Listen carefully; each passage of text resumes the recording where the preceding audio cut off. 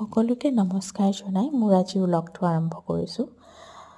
নতুনকৈ মই এটা ভাল অভ্যাস কৰিছোঁ, সেইটো হ'ল ৰাতিপুৱা খোজ কাঢ়া।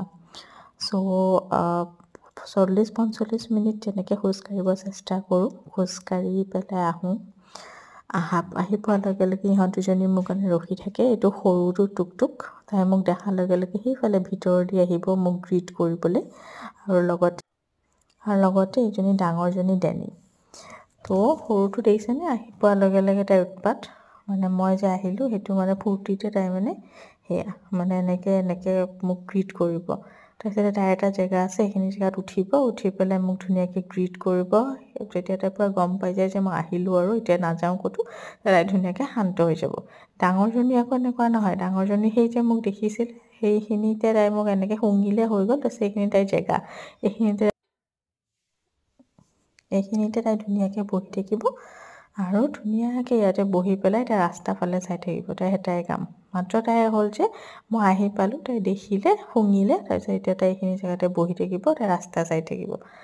তাৰপিছতে আহি পাই ফ্ৰেছ হৈ অকণমান ৰাতিৰে ভাত আছিলে, তাকে বিন আৰু মটৰ দি পেলাই তেনেকৈ ভাজিলোঁ। ভাজি পেলাই বোলো, কাৰণ কি অলপ পিছত ভোক লাগিব, সোনকালে উঠিছোঁ যিহেতু।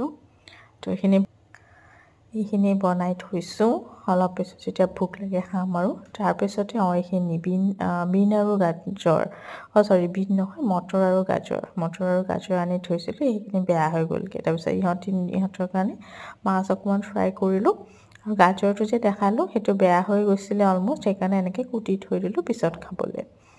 তাৰপিছত এতিয়া মটৰ মাহখিনি গুচাব লাগিব। মটৰ মাহখিনি মই এইখিনি মানে গুচাই থৈ দিম।